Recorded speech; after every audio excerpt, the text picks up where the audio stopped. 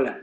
Bueno, este es nuestro último video, o por lo menos el que me toca, el de la clase de capitalismo e imperialismo. En el siguiente video, el de la clase, que corresponde a la misma clase, del texto de Rita Segato, Colonialidad y Patriarcado Moderno, va a estar a cargo de nuestra ayudante, que es Jessica, del cual vamos a subirlo a continuación.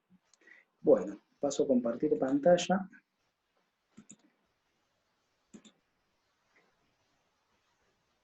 Presentación. Segundo. Robinson. ¿Sí? Robinson y Gallagher son dos autores que a mediados de los años del siglo XX, en los mediados años 50 del siglo XX, escribieron este texto que pasó a ser uno de los pilares de un tipo de interpretación sobre el imperialismo, que es justamente el fundamento del imperialismo no europeo, ¿no? De las compresiones ya exógenas del imperialismo. Robinson, ¿sí? Es un autor británico, ¿sí? Londinense, profesor en Oxford, en Cambridge, ¿sí? Se graduó, fue parte de la Segunda Guerra Mundial, por su edad, también vemos que todo el mundo europeo cruzó a todas las generaciones europeas, y él fue parte, como otros historiadores, como Bloch, por ejemplo, y los cuales signó también muchas veces de haber participado en la guerra en la comprensión de su mundo, su tiempo y sus preocupaciones historiográficas. En este caso, fue la comprensión sobre la historia del imperialismo británico, ¿no? Junto con Gallagher va a ser autor de África y los victorianos, la mente oficial del imperialismo y el imperialismo de libre comercio, ¿sí? Del cual es... el texto de hoy es Las bases no europeas del imperialismo, y es un esposo de la teoría de la colaboración. Esta frase es una frase clave, ¿sí? Nos habla de diferentes preguntas sobre la expansión del imperialismo de 1870 a 1914, que es la fase que estamos trabajando, ¿sí? Y preguntas que van más allá de esta fase, inclusive. Es ¿por qué se produjo esta nueva oleada del imperialismo a fines del siglo XIX?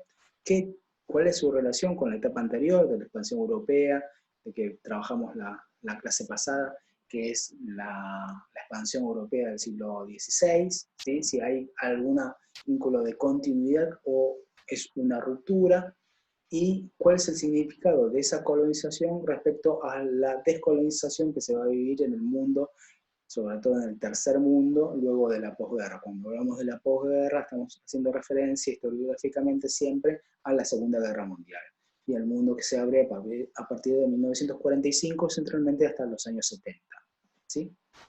Como el mundo de la descolonización. Tenganlo en cuenta para más adelante en las clases. Él comprende al imperialismo en estas dos fases que estuvimos viendo, ¿sí? Comprende que hay diferentes grados de imperialismo, comprende que hay un imperialismo de libre comercio versus un imperialismo de posesión imperial.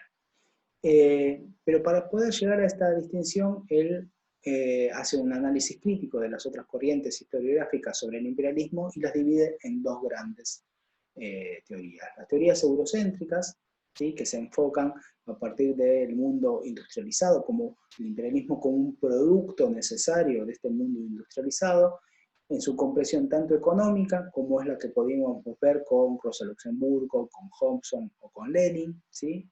El imperialismo comercial, o el imperialismo para inversión de capital, como Lenin, o las comprensiones no marxistas, pero que devienen también de una explicación eurocéntrica, ¿sí? Que es las explicaciones de carácter político, como la necesidad del imperialismo de masas para poder conquistar a las nuevas democracias de participación política que surgen a partir de del último tercio del siglo XIX en Europa. Entonces, para poder conquistar a las masas, se dio una política nacionalista que a la vez está ligada con la expansión y las glorias nacionales en el exterior, ¿sí? O la necesidad de crear una baratura en los costos de vida de las sociedades industriales para de esta forma desalentar a la conflictividad interna y poder con materias primas y bienes de consumo a bajo costos conseguidos en las colonias imperiales, poder abaratar los costos de vida en las metrópolis y de esta forma disminuir el conflicto social, y esto es lo que se llamaría el imperialismo de masas, por ejemplo, ¿no? Frente a estas teorías que tienen su explicación a partir de lo que pasa en Europa y como Europa como foco de expansión o la necesidad de su propia expansión, Gallagher y Robinson van a explicar el imperialismo a partir de una comprensión más holística, poniendo el eje en lo que pasa en la periferia, el eje en lo que pasa fuera del centro, ¿sí? Y de esta forma poder llegar a comprender que el imperialismo no es producto de los deseos europeos, sino de las condiciones que van a imponer las periferias. Pasemos a explicar esto.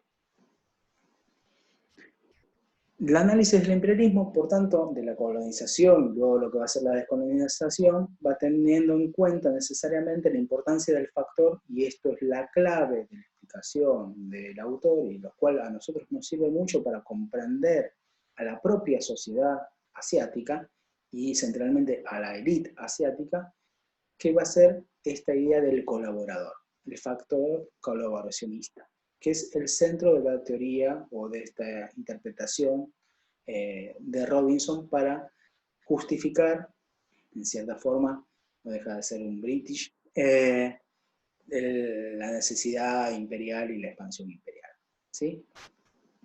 El hecho de la colaboración va a ser el hecho de la colaboración de los nacionalismos, o los sectores modernizantes versus los sectores conservadores de la sociedad asiática y africana, porque se ocupa por igual de estos dos continentes, así también como se ocupa de Oceanía en parte en el texto. ¿Sí? Es un texto bastante denso, bastante largo, con bastante carga de material fáctico, ¿sí? Con estudio de diferentes casos, para focalizarte en este elemento del agente no europeo del imperialismo. En esta foto, por ejemplo, como ejemplo de colaborador, tenemos a un oficial británico con su tropa colaboracionista, podemos decirle, que son los cipayos. Justamente esa frase, ese adjetivo, ¿sí? Que era el nombre de los soldados de la Compañía Británica de las Indias Orientales, ¿sí? Que va a cargarse de significado luego en los movimientos nacionalistas del tercer mundo para ser un adjetivo denigrante de aquel que presta colaboración justamente al enemigo externo, el cipayo. La hipótesis es que si bien el imperialismo es un proceso mediante el cual los agentes de una sociedad en expansión, la europea, ejercen excesiva influencia o control sobre sociedades más débiles, no europeas, esto nunca podría ser suficiente para manipular esas sociedades demasiadas pobladas, ¿sí? O para implantar colonias, si no es que se cuenta con el elemento del colaborador local. Este es el eje, la clave, ¿no? Es el objetivo de la crítica eurocentrista de las demás concepciones del imperialismo, las concepciones clásicas, ¿sí? Es dar lugar en el análisis, en la interpretación, a lo más importante del mecanismo de la administración europea en el mundo no europeo, ¿sí? Que es el empleo de grupos colaboracionistas locales que actúan como mediadores entre la sociedad europea, entre los elementos de intromisión europeos, ¿sí? Y las sociedades políticas indígenas, ¿sí? Este elemento de mediador que va a jugar como a dos puntas, digamos. Un parte va a ser el nexo entre Europa y los requisitos europeos, y por otro lado, justamente, los productores, los comerciantes, la élite política y la sociedad local, ¿sí? Y los bienes que va a requerir esa Europa, ese mediador justamente es mediador porque colabora con Europa, ¿no? Es el mecanismo que determina, ¿sí?, a la vez si un país se le permite permanecer independiente o no independiente, ¿sí? Mientras exista colaborador, va a decir Robinson, va a existir una diferencia entre el imperio informal, ¿sí?, aquel que mantiene la independencia. ¿Pero por qué es imperio informal? Porque el imperialismo tiene influencia sobre esa región, ese país o ese territorio, y el imperialismo formal. El imperialismo formal es aquel en el cual ya directamente se planta bandera y se dice esto es una colonia británica, como puede ser Egipto a partir de 1880, 82, o la India, ¿sí?, a partir de 1857, etc.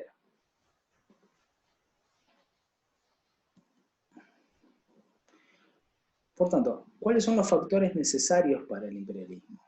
En primer lugar, el imperialismo ejerce una presión económica para integrar a las colonias de los imperios agrarios, o sea, tributarios, no industriales, ¿sí?, a la economía industrial, ¿sí?, integral. Un claro ejemplo de esa integración, de esa presión, acá lo tenemos en la batalla de la Vuelta Obligado, ¿no?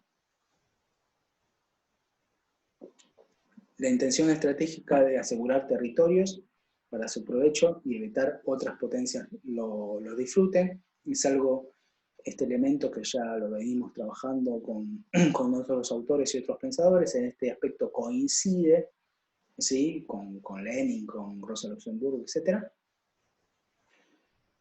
Y otro elemento que suma es la incompatibilidad entre los intereses políticos de los componentes europeos y los extraeuropeos.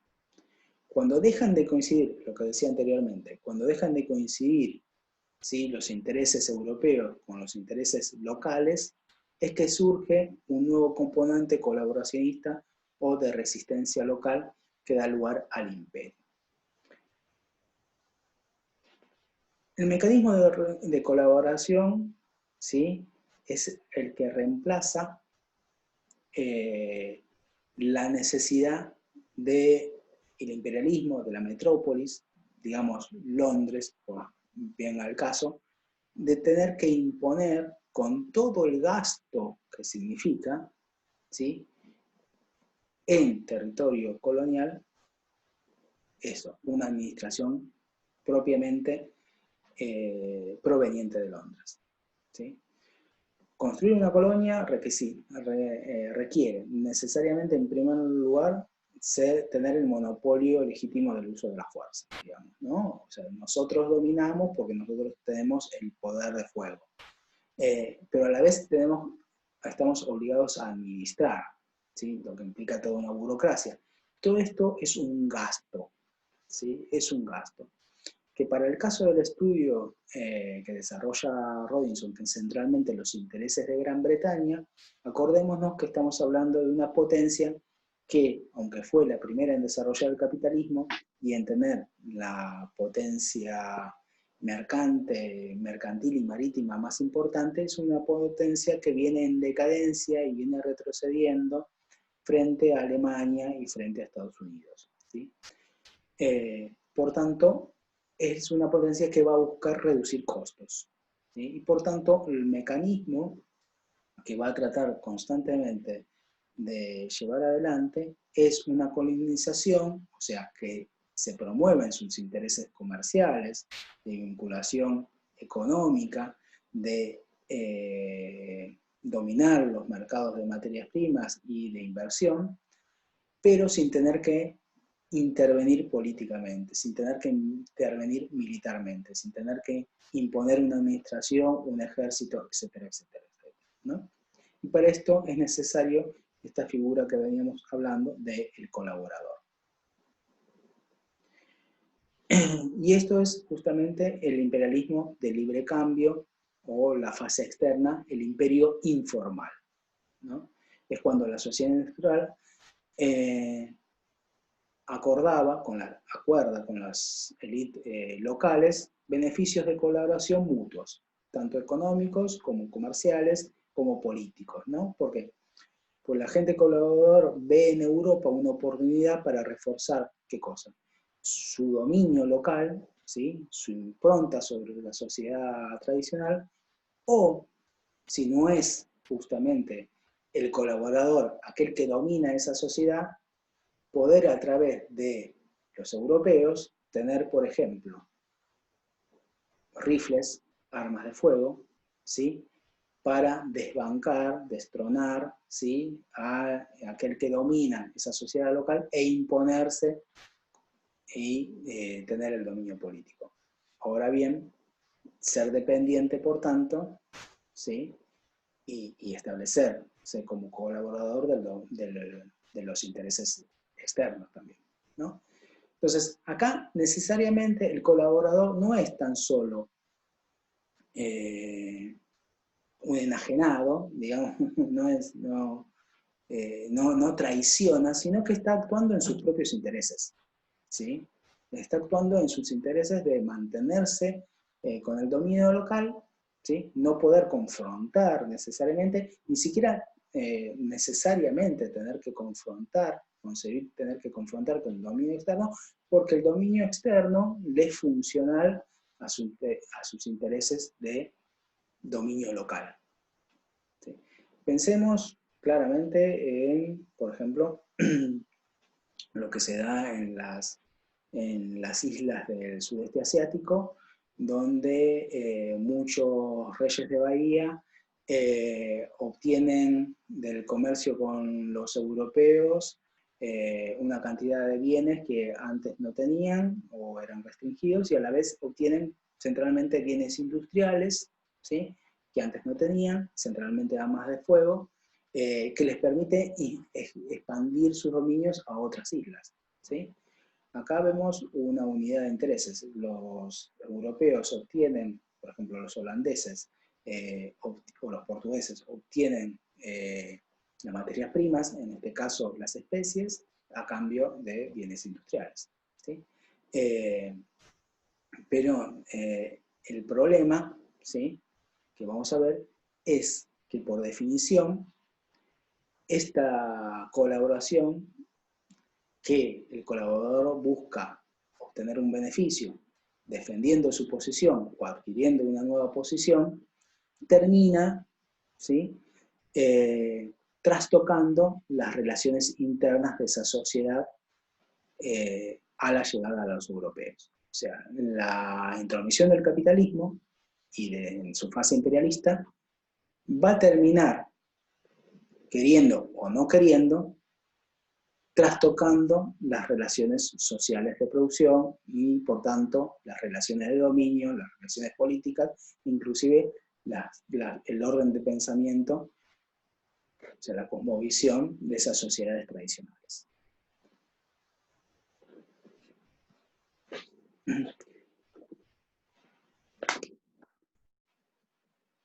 En Asia y África, los colaboracionistas o sectores comerciales no tenían suficiente poder político para modificar a los gobiernos tradicionales. Esto lo vimos muchas veces, por ejemplo, en el caso de la India, ¿no?, donde los amidares, los banyas, ligados al comercio interior, no eran los que dominaban, sino los que dominaban era el imperio mogol, ¿sí?, el Nawab, que era el gobernante, que dominaba los intereses políticos y le imponía justamente las pautas de comercio, que estaba en manos de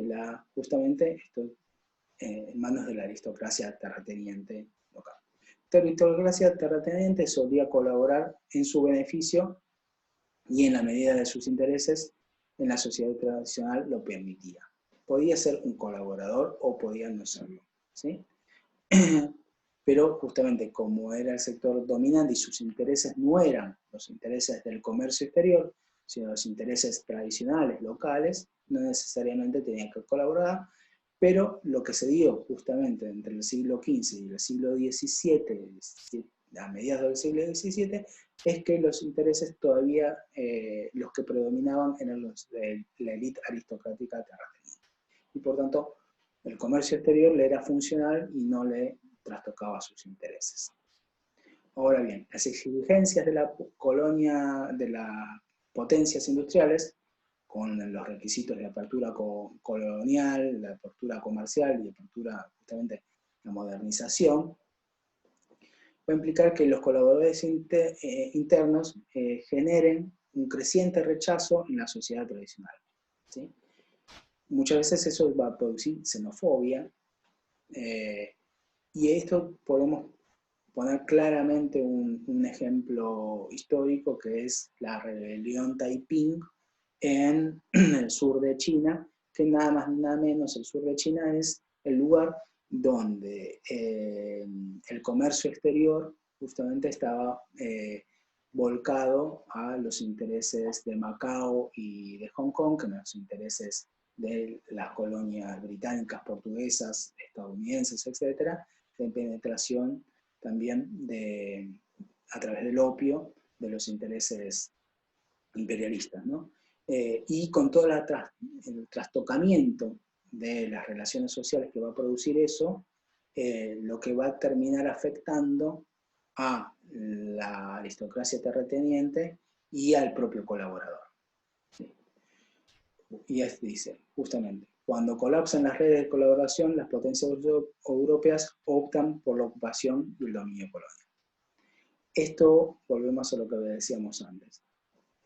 La idea es que exista una élite colaboradora o mediadora entre los intereses europeos y los intereses de la sociedad tradicional, ¿sí? La paradoja es que justamente los europeos necesitan de este colaborador y para ellos hubieran mantenido esta relación por siempre de colaborador, lo que implicaba no tener que implicarse política, militar y económicamente en el dominio directo de los territorios coloniales. Pero existen dos factores, ¿sí? Justamente al intrometer en un modo de producción precapitalista elementos de un modo de producción y de intereses capitalistas, esta sociedad tradicional con el modo de producción previo pasa a estar subordinado a los intereses capitalistas y empiezan a trastocarse las relaciones sociales. Y esto termina afectando las pautas de dominio, termina afectando las bases de poder de esta élite local colaboradora. Y empiezan a surgir, ¿sí?, del interior de la sociedad, desde la misma élite o por fuera de la élite, sectores que van a discutir con esa élite sus vínculos con Europa, sus vínculos de colaboración. Van a discutir justamente la necesidad de la independencia, de la autonomía. Van a ser los elementos de descolonización, ¿sí? Centralmente esto van a ser los nacionalismos que vamos a ver. Es cuando los nacionalismos, la primera tarea de independencia que van a tener es la necesidad de librarse de este vínculo de colaboración o directamente del colaborador, ¿sí? Cuando no exista colaborador, el imperialismo, para poder mantener sus inversiones seguras, sus habituallas de materias primas y de bienes, etc., va a necesitar justamente tener que imponer a disgusto el dominio directo colonial. Y esto es lo que nos habla como la fase directa del dominio colonial. Como dijimos, sucedió en Egipto a partir de la creación de un movimiento nacionalista, ¿sí?, que va a poner en juego nada más ni nada menos que el corredor que va a tener Gran Bretaña a través de la unión del Mediterráneo con el Mar Rojo, que es el canal de Suez, ¿sí?, para llegar rápido a la India. Que haya la posibilidad de un movimiento nacionalista ponga en jaque este lugar de dominio que tenía Gran Bretaña sobre el canal de Suez, y va a implicar que dejen de lado tiren abajo al dominio del rey para terminar imponiendo directamente una forma colonial sobre Egipto. No es hacia Egipto, pero es prácticamente el corazón del mundo árabe moderno. Por eso lo traemos a colación.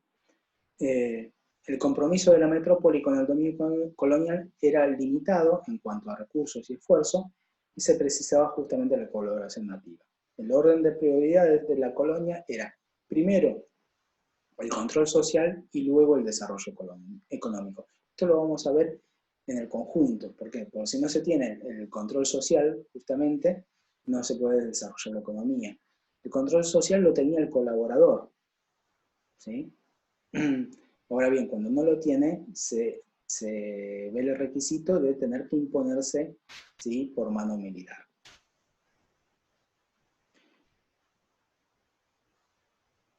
Esto lo vamos a ver luego. Antes de concluir, me gustaría resaltar justamente este elemento, que el éxito colonial proviene de la variedad de opciones que encuentra justamente el imperialismo para obtener colaboradores. ¿Sí? El colaborador no es siempre uno, porque justamente decíamos, el colaborador tiene su beneficio. ¿Sí? Es gracias a la relación con Europa es que puede mantenerse en su dominio de la sociedad local. Pensemos en nuestra propia historia política, ¿no? Cómo justamente ese lugar de colaborador que tienen los porteños frente al interior, ¿sí?, le permite dominar, integrándose al mercado mundial dependiendo de Gran Bretaña, sobre los caudillos federales, digamos. Así hay cientos de ejemplos. Entonces, mientras más divididas, inclusive estén las élites locales, más fácil es el juego que le permite al imperialismo ir alternando de colaboradores o ir promoviendo, ¿sí?, a un colaborador frente a otro. Esto va a facilitar justamente que el despreocuparse del dominio de la sociedad tradicional y no tener que intervenir sobre las actividades locales, privilegiando las actividades externas de comercio. Otro colaborador, cuando no lo encuentra, es el colaborador fabricado, el colaborador blanco, ¿sí?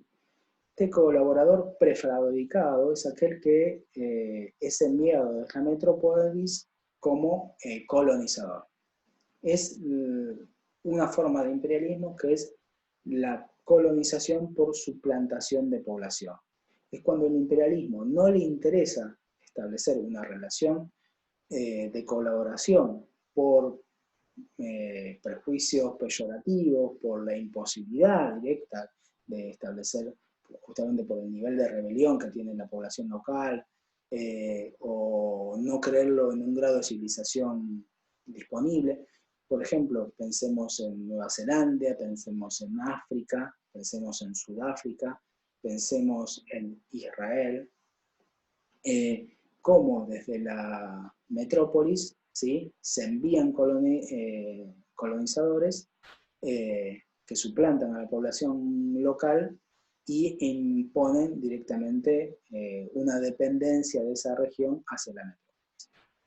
Igualmente, esto no quiere decir que este rol de colaboración del hombre blanco y de subordinación de este colonizador con su metrópolis se vea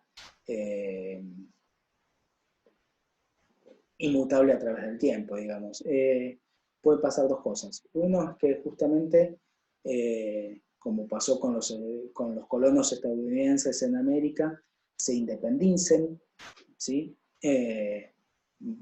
de su metrópolis, se independicen de Londres, estableciendo alianzas inclusive o colaboraciones con otras, como por ejemplo con los franceses, o directamente, como pasó en América, rompan el dominio español de la metrópoli española y lo cambien, no por la independencia, sino lo cambien por la dependencia con otra metrópoli, como va a ser en el caso de Londres.